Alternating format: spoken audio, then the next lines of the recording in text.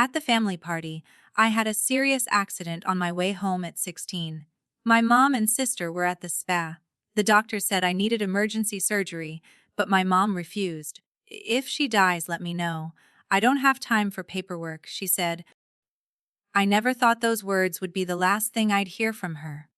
When I woke up, the record at the foot of my bed said, "New legal guardian." And that guardian was my grandfather. Let me take you back to how everything started. I grew up in a big white house on James Island, just outside Charleston. My dad died of leukemia when I was 6. One week, he was teaching me how to ride my bike in the driveway. The next, he was gone. After the funeral, the only person who still showed up every single weekend was my mom's father, Clarence Brooks. Everyone in the county knew him as the former police chief who never really retired. He just traded his badge for a fishing rod and a porch swing. He'd pull up in his old Ford pickup, bring me shrimp and grits from his favorite spot on Shem Creek, and let me sit in the front seat while he told stories about chasing bootleggers down back roads. To me, he wasn't Grandpa Clarence. He was just Grandpa, the one adult who never canceled on me.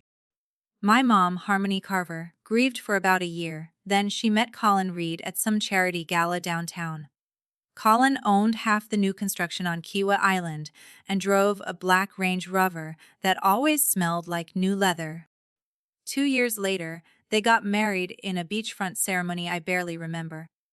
9 months after that, Haven arrived blonde aloud, and instantly the center of the universe. Suddenly, the house had a nursery, a nanny, and a whole new set of rules. My bedroom got moved to the back corner over the garage so Haven could have the bigger room with the balcony. My soccer trophies disappeared into boxes. My mom started introducing me as her Holder daughter, instead of by name, like I was an extra in someone else's family photo. By the time I turned 14, I was basically invisible. Colin paid for everything, but he never looked at me unless I was in his way. Haven got new clothes every season. I got handed down uniforms from the private school I didn't even attend. The only place I still felt wanted was Grandpa's little brick house in West Ashley, 20 minutes across the Ravenel Bridge. He kept my old bike in his garage, stocked the freezer with popsicles, and never once asked why I spent every free weekend there. Easter weekend, when I was 16, was supposed to be different. Grandpa threw his annual cookout, 3 long tables under the live oaks, low country boiled, deviled eggs, sweet tea in mason jars. Cousins I hadn't seen in years flew in. There was music, kids running everywhere, the smell of charcoal in the air. I wore the pale yellow sundress Grandpa bought me the month before because he said it matched my eyes.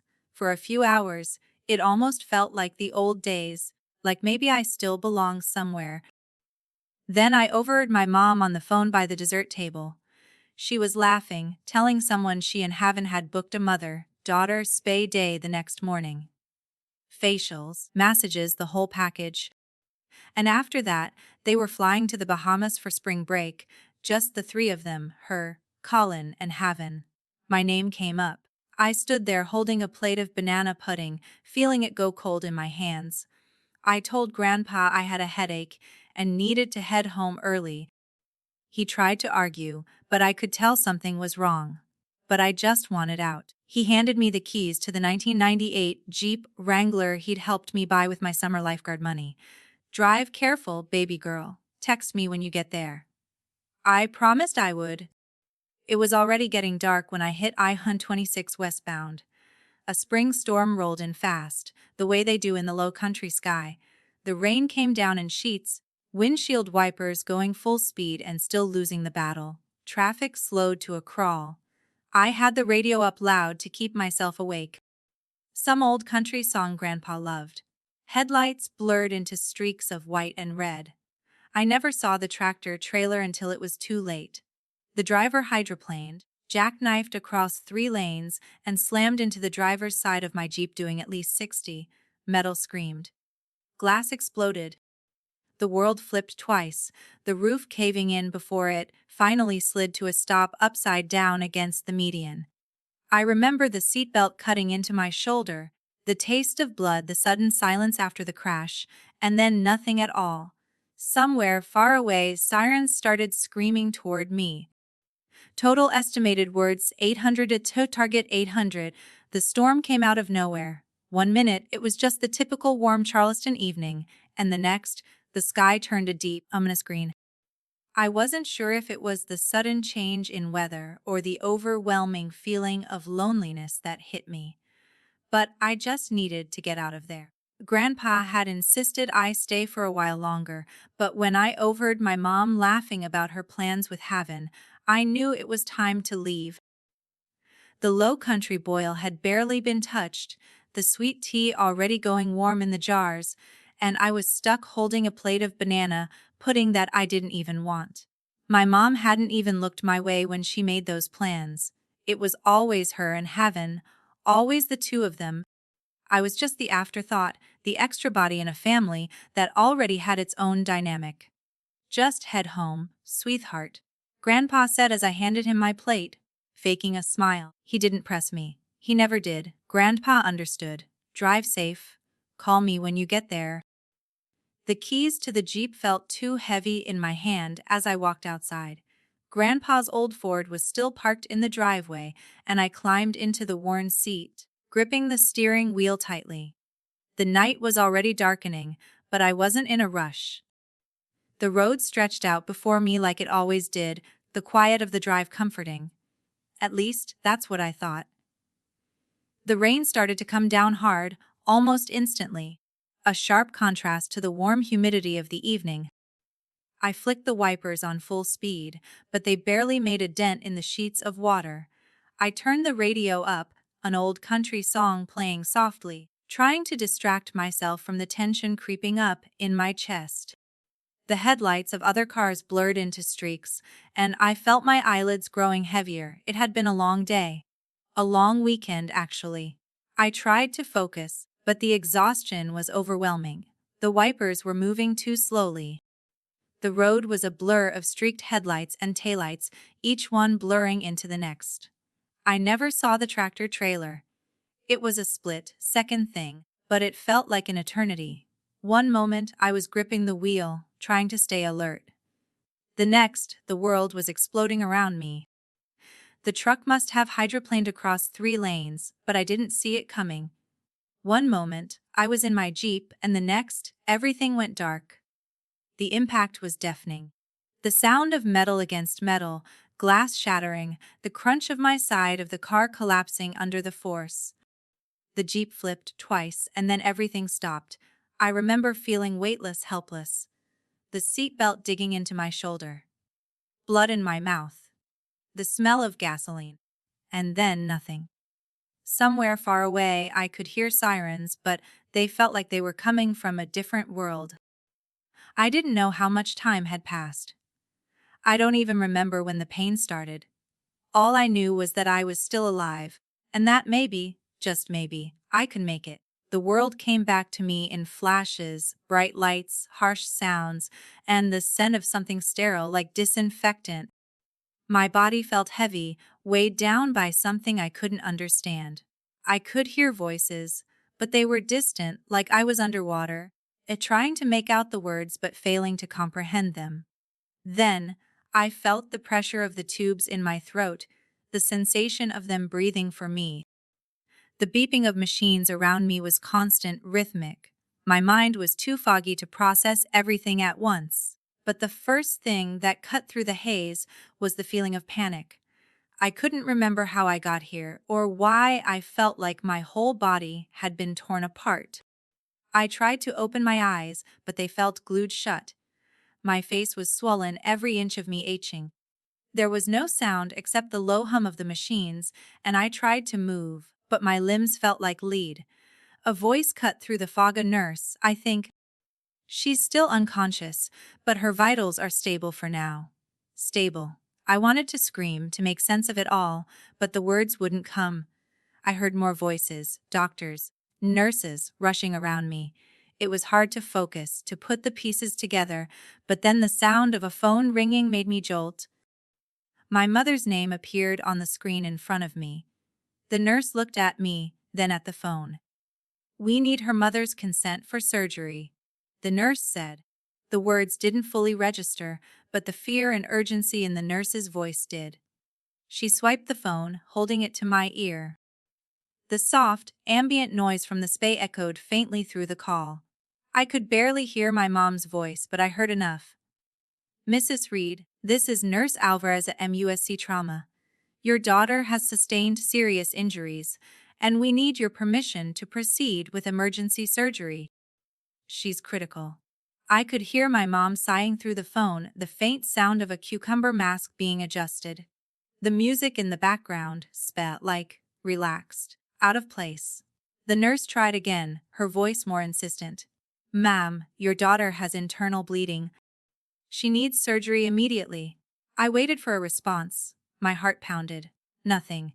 Finally, my mom's voice came through, flat, emotionless. "If she doesn't make it, just let me know later. I'm in the middle of a treatment right now. I don't have time for paperwork." The words felt like they pierced through me, cutting deeper than the pain of the accident.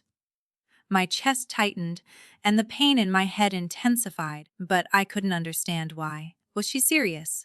Did she really not care? I tried to scream to make some sound, but the only thing that came out was a rasping breath. A muffled laugh echoed from the background, Haven's voice. She wasn't even listening. I couldn't process it. I couldn't accept it. The mother who should have been there fighting for me wasn't even willing to sign the papers to save my life. "Call my father." My mom's voice broke through again, distant and cold. "Clarence Brooks will handle this." The nurse's face fell as she ended the call, looking at the phone with a mix of disbelief and frustration. She turned to the room, the chaos around me palpable. No one knew what to do. They waited. I wanted to scream, to make them understand how much I needed someone to care. But the pain, the exhaustion, and the growing numbness made it hard to even keep my thoughts straight. The nurse called Grandpa, and I couldn't help but hope that he would come through for me. He always did. I didn't know if he could fix this, but I knew one thing for sure. He was the only person left who hadn't walked away from me. Grandpa's voice, strong and reassuring, came through on the phone minutes later, and he was already on his way, no questions asked. It was like everything else fell away when I heard him. I held on to that thought as I drifted back into unconsciousness, feeling his presence already there, even before he arrived. I don't remember how much time passed between the FaceTime call and the moment Grandpa walked through the hospital doors. It felt like hours, but it could have been minutes.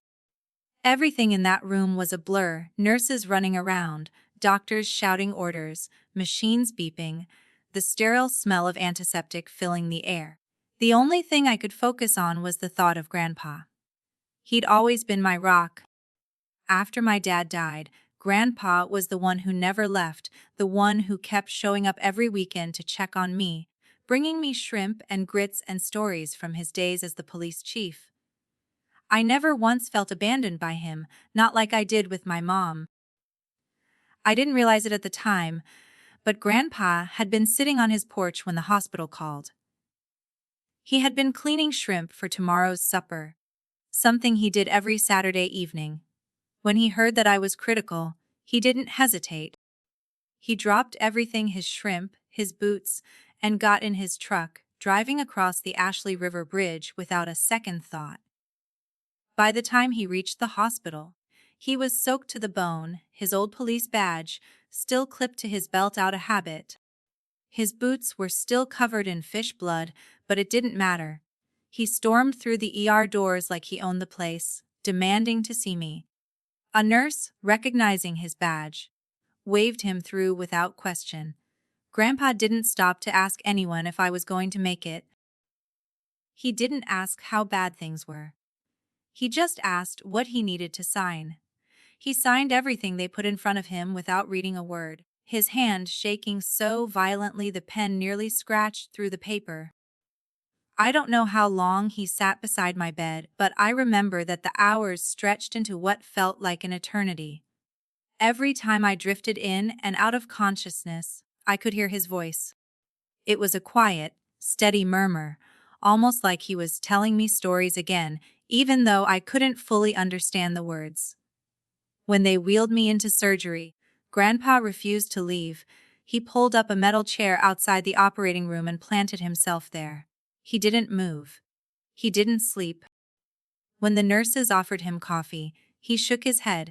He just sat there, his eyes fixed on the door, waiting for them to finish. The storm outside knocked out the power at one point, and I heard the backup generators kick on. But Grandpa didn't flinch.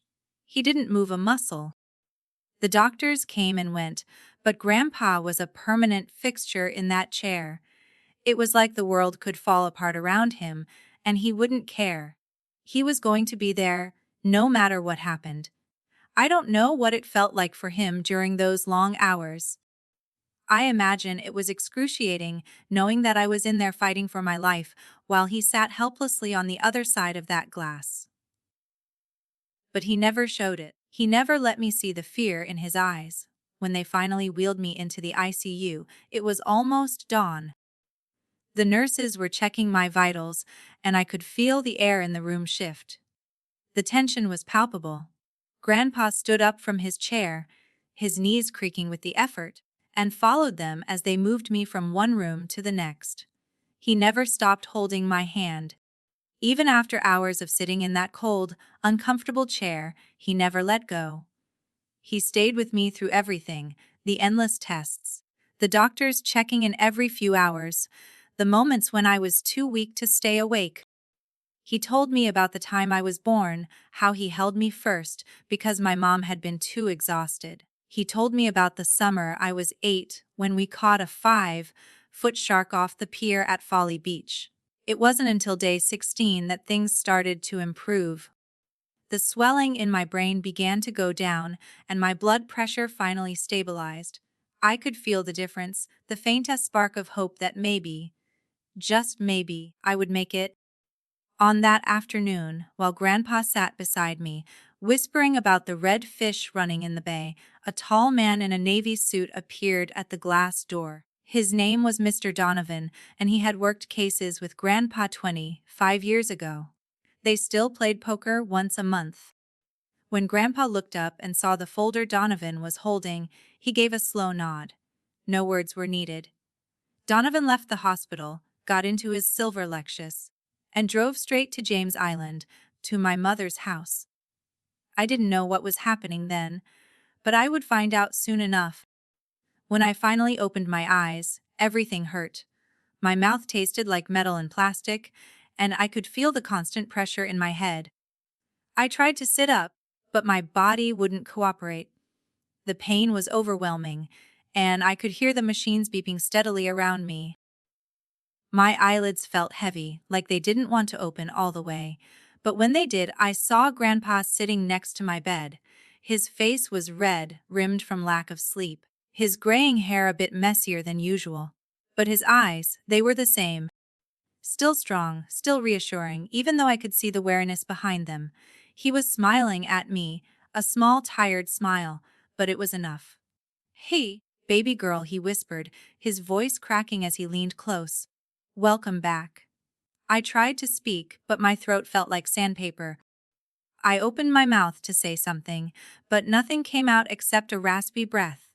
I could see the concern on Grandpa's face, his hand gently brushing my forehead. The machines beeped and hummed, a constant reminder of how close I had come to not making it. He pressed the call button and lifted the whiteboard at the foot of my bed, so I could see the words written in large black letters. Legal Guardian Clarence Brooks. I stared at it, the words slowly sinking in. Legal Guardian. Grandpa, it wasn't just the words on the board, it was real. My mom wasn't my guardian anymore. She hadn't been since the moment she refused to sign the papers. Grandpa, I tried to say, but the words felt like they were stuck somewhere deep in my chest. Grandpa took my hand, his grip firm and warm, as if he was grounding me in reality. He wasn't going anywhere. "Don't worry, sweetheart," he said softly. "I'm here. I'm not going anywhere." I closed my eyes, the tears starting to burn at the edges, but I didn't cry. Not yet. I couldn't.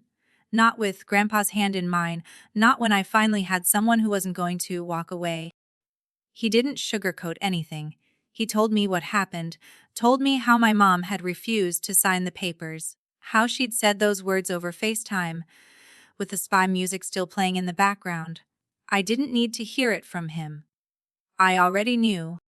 But hearing him say it, hearing the disappointment in his voice, made the reality hit harder than I expected.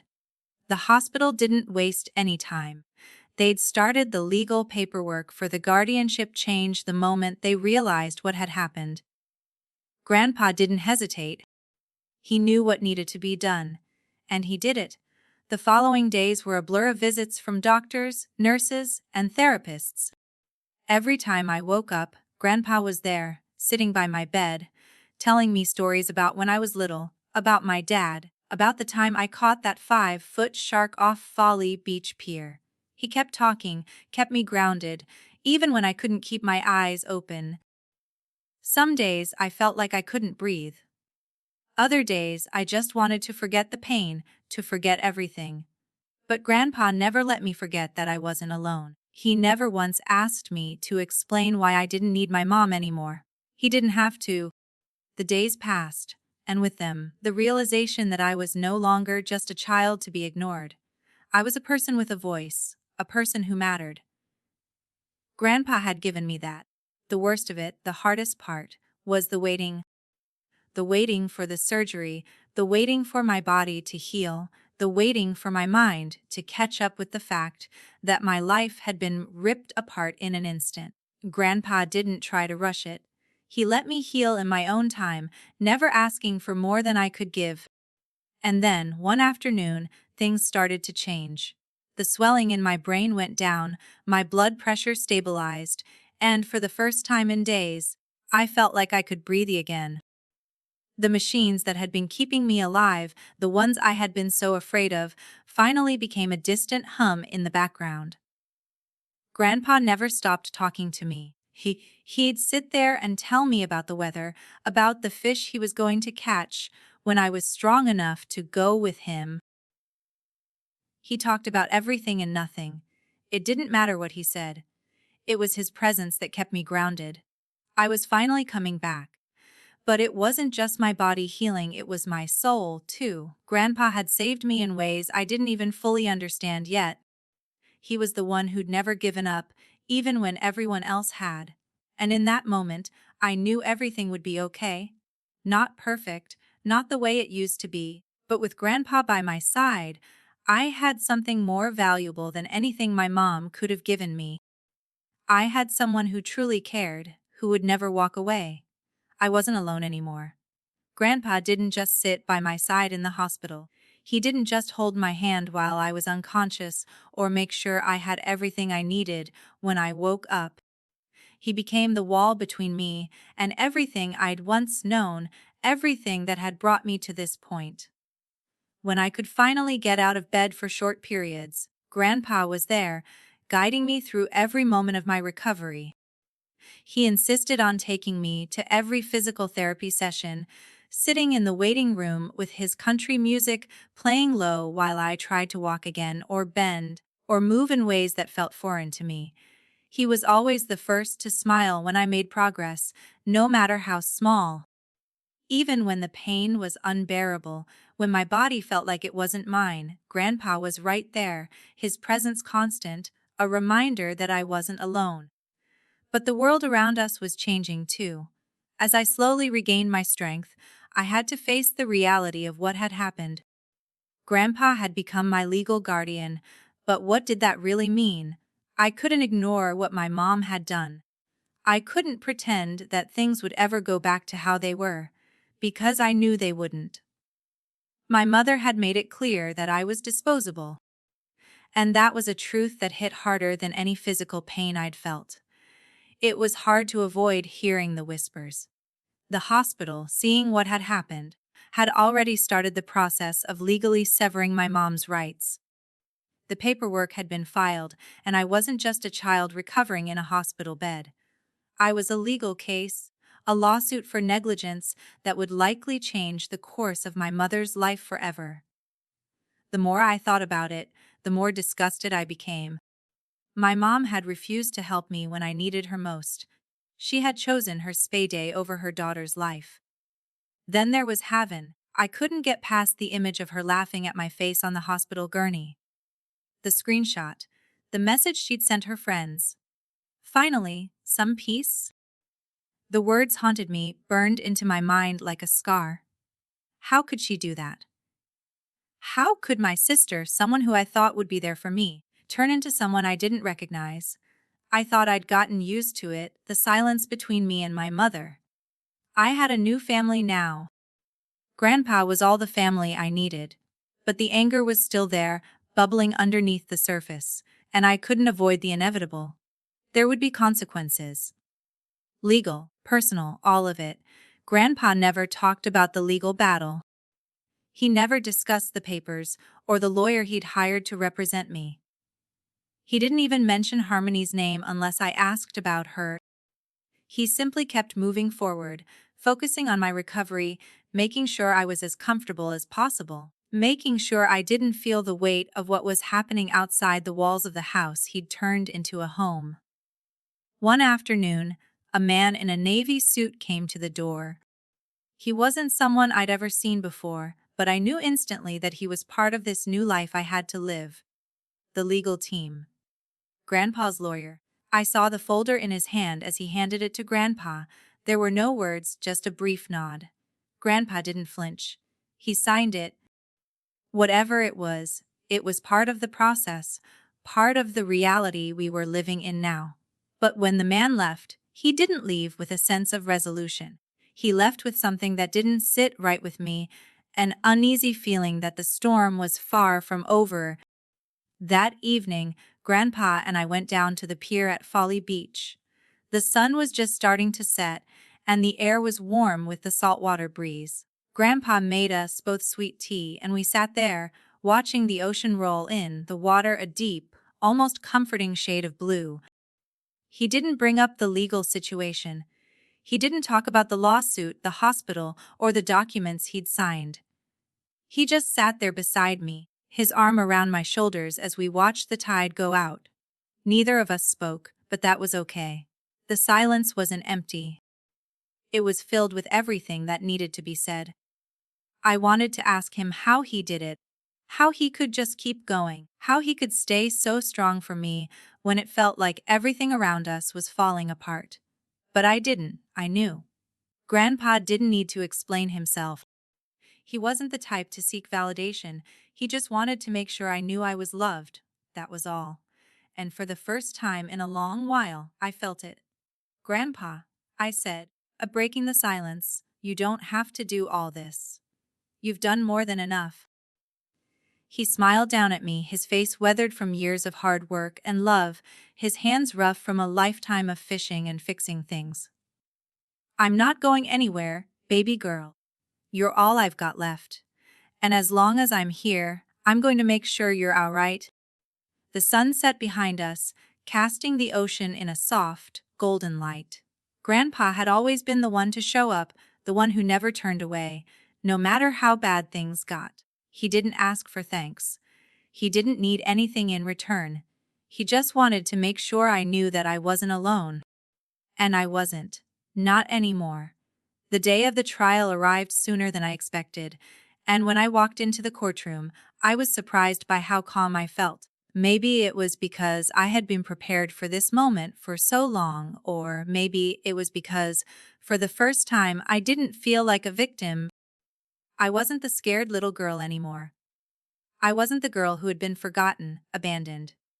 I was strong enough to face my mom, even if it felt like a lifetime ago that I had last seen her.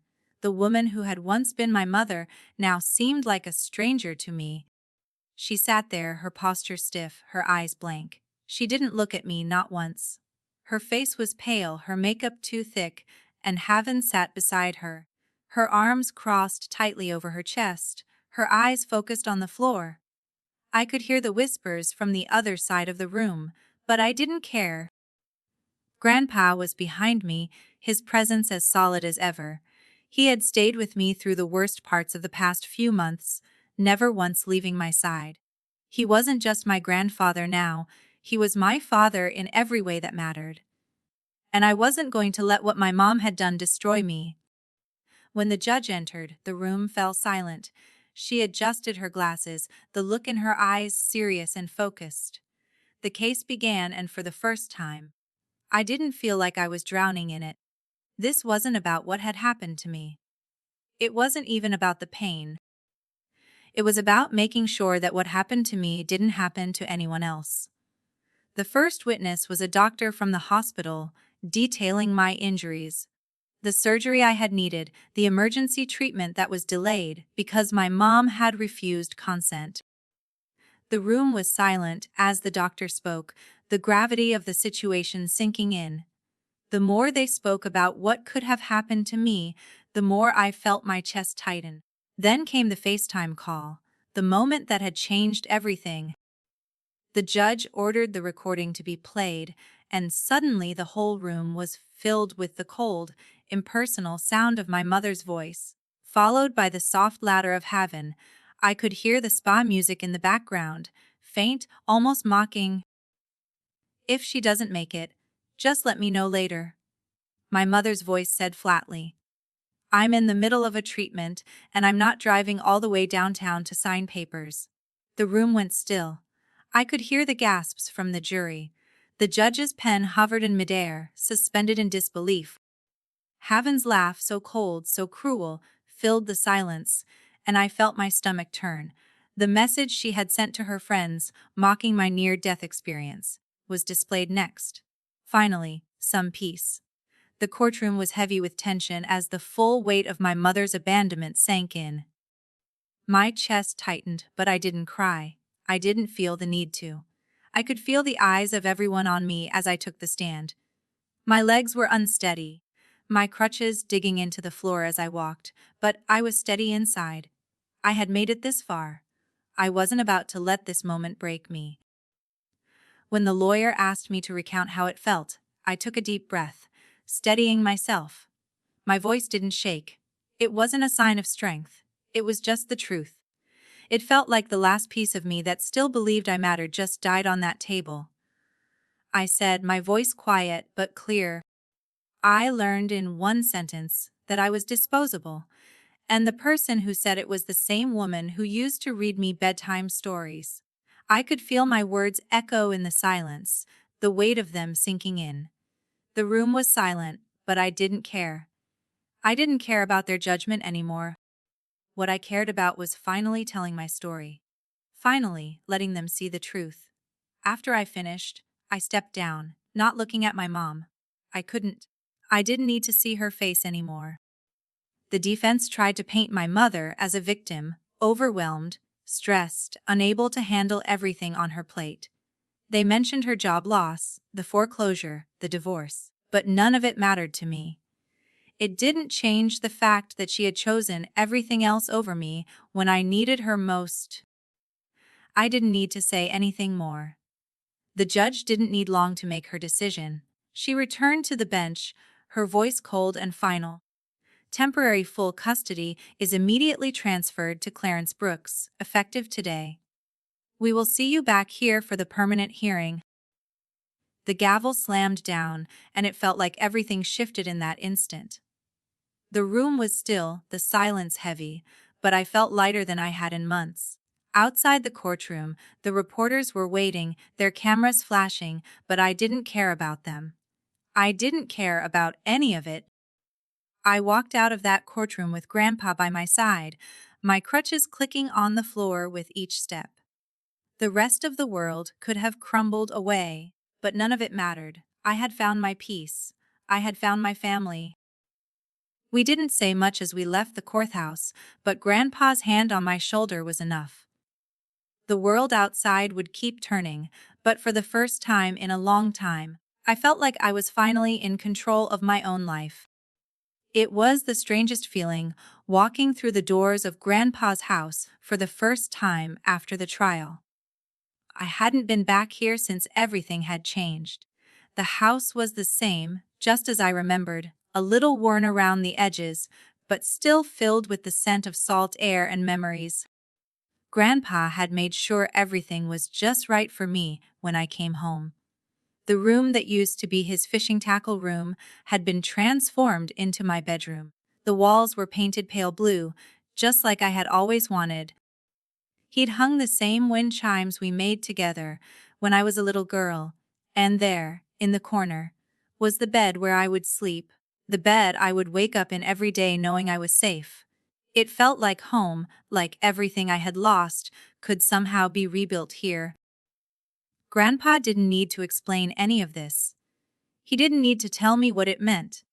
It was all there, in the way he had set up my room, in the way he made sure I had everything I needed, and in the quiet way he let me heal at my own pace. When I woke up the next morning, the sunlight filtered through the curtains, casting a warm glow across the room.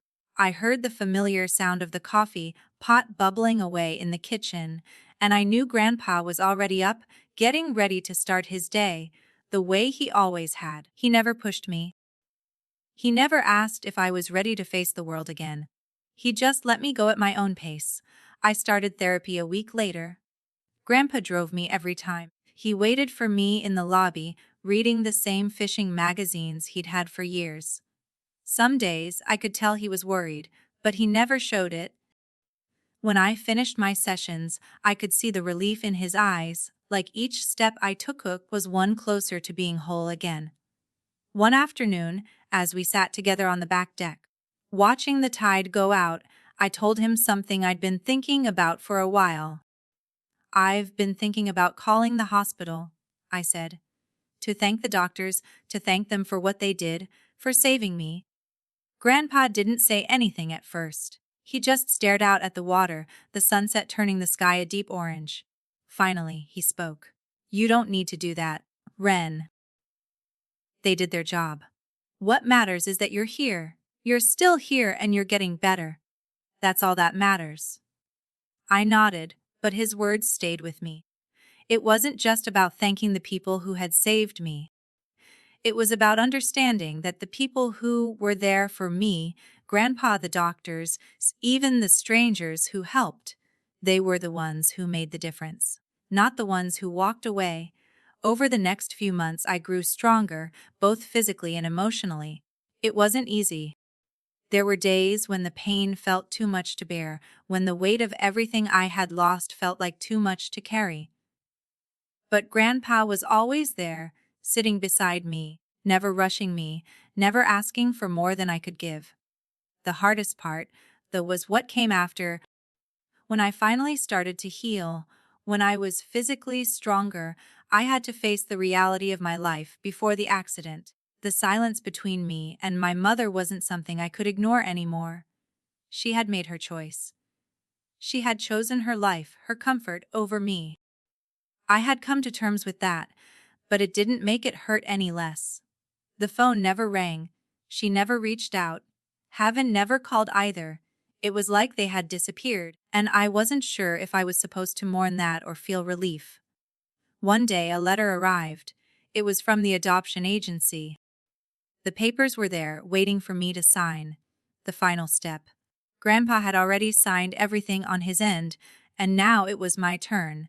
I held the papers in my hands, looking at the name that wasn't mine anymore. Serenity Carver was gone, and in her place was Serenity Brooks. I had to blink a few times to let it sink in, but when it did, I smiled. It was official. I was no longer a part of that family, not the one who had abandoned me, not the one who had forgotten about me in the worst moment of my life. But I was a part of this family now. Grandpa's family. The only family that had ever truly mattered. A few weeks later, I stood in a cap and gown, surrounded by people who cared about me. It was a small ceremony, nothing like the big, extravagant ones you see on TV, but it was mine. It was real. When my name was called, I walked across the stage, and I could hear the applause. It wasn't just the people in the audience, it was the people who had always been there for me, even when I didn't know it. And when I reached the end of the stage, Grandpa was there, standing in his dress uniform, medals gleaming. I ran to him, and he lifted me off the ground, just like he used to when I was little. I'm proud of you, baby girl, he whispered in my ear. You did it. You made it. And in that moment, I knew that I had. It had taken everything, pain, loss, and the hardest lessons of my life, but I had made it. And it was because of the one person who had never let me go, the one person who had been there when everyone else walked away. Grandpa, I didn't need to search for anyone else. I didn't need to find the family I'd lost. I had already found the one that mattered. And that was enough. The last few years passed in a blur of healing, growing, and finally finding my place in the world. I went to college, studied psychology, and eventually became a family trauma counselor. I worked with kids who had been through their own struggles, and I shared my story with them, letting them know that even though it felt like the world was crumbling, there were always people out there who cared, who would fight for them when they couldn't fight for themselves. Grandpa and I kept the same routines. He still made shrimp and grits for dinner. We still watched the dolphins chase the fish in the surf. And every once in a while, I'd hear him call me, baby girl, and I'd feel the weight of all those years, the ones that had led me here, all falling away. Family isn't always blood. Sometimes it's the people who choose you even when it costs them everything. I had found that family, and I was finally at peace